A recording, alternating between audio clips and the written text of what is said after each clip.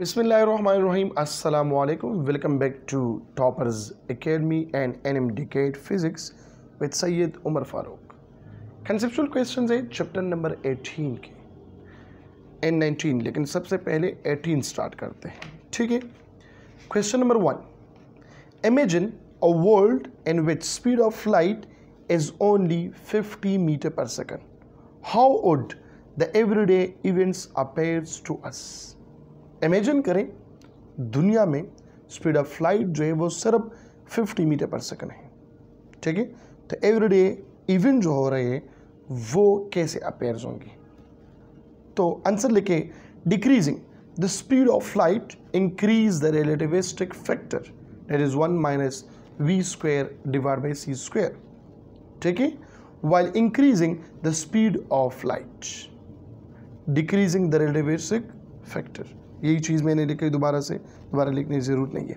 Therefore, if we imagine the speed of light c is equal to 50 meter per second, then according to Lorentz transformation, the value of v must be less than c. There would be more effect on mass, length of an object moving with velocity v. Moreover, there would be more effect in time dilation. मतलब ये है, अगर हम speed को कम करें, ठीक है, तो मोर असर पड़ेगा किस चीज़ पर? मास डायलेशन पे, लेंथ कंट्रक्शन पे एंड टाइम डायलेशन पे। आप लोग देखें रिलेटिविस्टिक मास की तरफ, तो रिलेटिविस्टिक मास देखिए m is equal to m not divided by 1 minus v square divide by c square. अगर ये स्पीड 50 मीटर पर सेकंड हो जाए, मतलब ये तो आम स्पीड है, तो v is equal to c। आप लोग देखें m बन जाएगा infinity. Mass of a body वो क्या हो जाएगा, जो रिलेटिविस्टिक मास है वो इनफाइनाइट हो जाएगा। लेंथ कंट्रक्शन देखें 1 minus v square divide by c square, तो ये 1 बाई 1 माइनस 1 ख़त्म हो गया, ठीक है। तो लेंथ कंट्रक्शन, लेंथ इसका ख़त्म हो जाएगा, length of a body, which is not possible, ठीक है। टाइम डायलेशन देखें तो वो भी इन्फिनिटी तक पहुँच जाएगा। किसकी तरफ पहुँच जाएगा? इन्फिनिटी तक, जब हम यहाँ पे पुटिंग करें।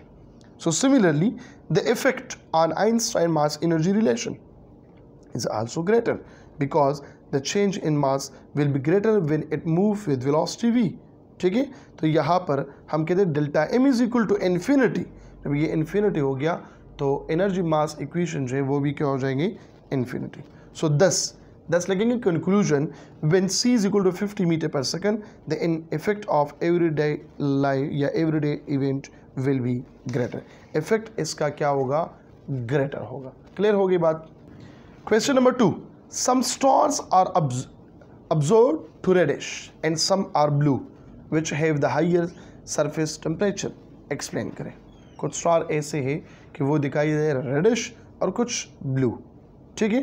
तो हाइयर सरफेस टेम्परेचर किसका है? एक्सप्लेन करो। आंसर में देखिए, the stars appears to be bluish have higher surface temperatures as compared to the stars that are observed as reddish. Explanation में लिखो कि दो star which are observed blue, they have higher surface temperature. This is because blue light has wavelength of 48-61 angstrom and a red light wavelength is 65-63 angstrom. Mathematically आप लोग देख सकते हैं, इसको प्रूव करते हैं according to Wien's displacement law, ठीक है।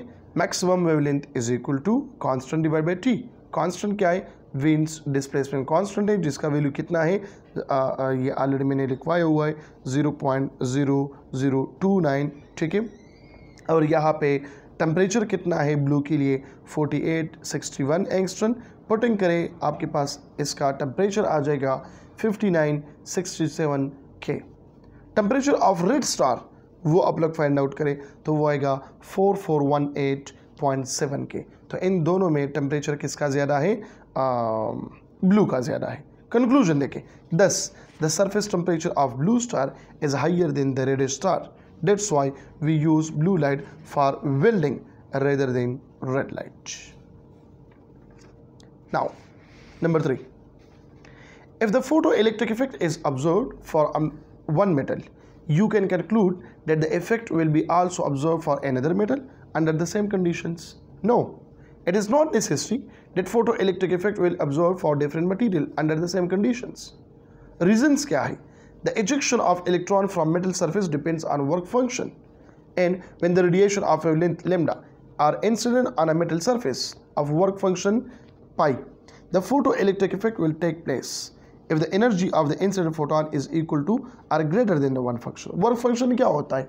The energy required to remove the electron from metal surface is known as work function. उसको हम क्या कहते हैं? वर्क फंक्शन कहते हैं.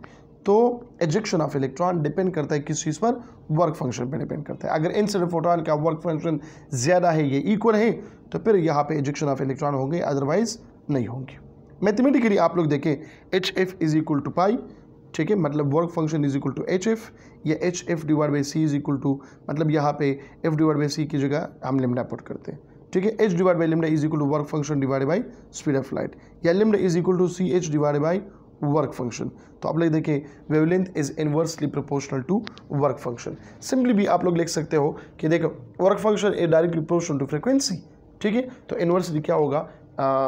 वेवलेंथ के साथ होगा. डायग्रामेटिकली आप लोग देखें, ठीक है, ये कार्बन का है, पोटाशियम का है, ठीक है, तो आप लोग वर्क फंक्शन देखें तो सबका क्या है? डिफरेंट है.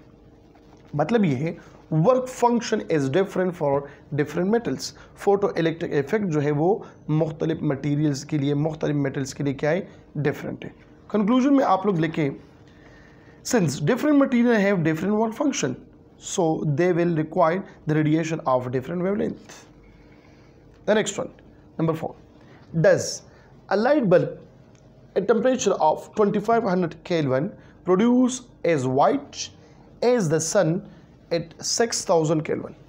तो आंसर में लिखें no, this is not possible for a light bulb at temperature 2500 Kelvin to produce as white light as sun at 600 Kelvin. This is because the brightness of the light depends upon the intensity of light, and sunlight at 6000 K has greater intensity than the light bulb at 2500 Kelvin. Explanation लिखो, from Stephen Boltzmann's law, the energy radiated per second per unit area of a hot body is directly proportional to absolute temperature of the body. Simple ये है, the intensity of light is directly proportional to T power 4. क्योंकि ये intensity है, ये energy नहीं है, ये क्या है? इंटेंसिटी है. Intensity is equal to sigma into T power 4. Sigma क्या है? ये स्टीफन बोल्ट्जमैन कांस्टेंट है, ठीक है, या हम कह सकते हैं कि स्टीफन कांस्टेंट है. कंक्लूजन में लिखे, as the temperature rises the intensity of emitted light also increases, therefore the sun produce more white light, मतलब brightness at 6000 Kelvin as compared to the bulb at 2500 Kelvin. Number 5. A beam of red light and a beam of blue light have exactly the same energy. Which light contain the greater number of photons? तो answer में लिखिए, the light beam with greater wavelength will contain greater number of photon. Explanation में देखिए किस तरह होता है. Energy is directly proportional to frequency of radiation, are inversely proportional to wavelength of radiation. Now, the frequency of blue light is greater than frequency of red light. Therefore, if the number of photon of blue and red light are equal, the energy of blue light would be more than energy of red light. Mathematically ये लिख सकते हैं जो मैंने अल्फाज लिखे हुआ है, E is equal to NHF, number of photon है, ठीक है. सो E is equal to NHC divided by lambda, F की जगह मैंने पुट कर दिया. सो N is equal to E lambda divided by HC. यहाँ पे अगर आप N मालूम करना चाहते हो तो लेमडा यहाँ पर आ जाएगा और HC इसके डिवीजन में आएगा. So E lambda divided by HC. So देखो यहाँ पर E is directly proportional to F, यहाँ पर देखिए E is inversely proportional to H, और यहाँ पर देखिए ये क्या है? N is directly proportional to wavelength. तो जिसका वेवलेंथ ज़्यादा है, नंबर ऑफ फोटॉन वहाँ पे क्या होंगे? ज़्यादा होंगे. So concluded for larger wavelength the number of photons, ये मेरे ख्याल में नज़र नहीं आ रहा. For larger wavelengths, number of photon must be greater. Therefore, for equal energies, the number of photon of red light must be greater than the number of photon of blue light. Number 6. Why must the rest mass of photon be zero, क्यों zero होता है? Answer मेरे को, photon is energy particle moving with the velocity of light. If it has some rest mass, then according to Einstein's special theory of relativity, relativistic mass must be infinite. कैसे? Explanation में देखो, when a material object of actual mass m0 move with a high speed, then its apparent mass is m.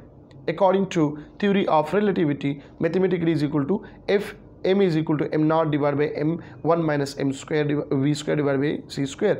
m क्या है? ये क्या है?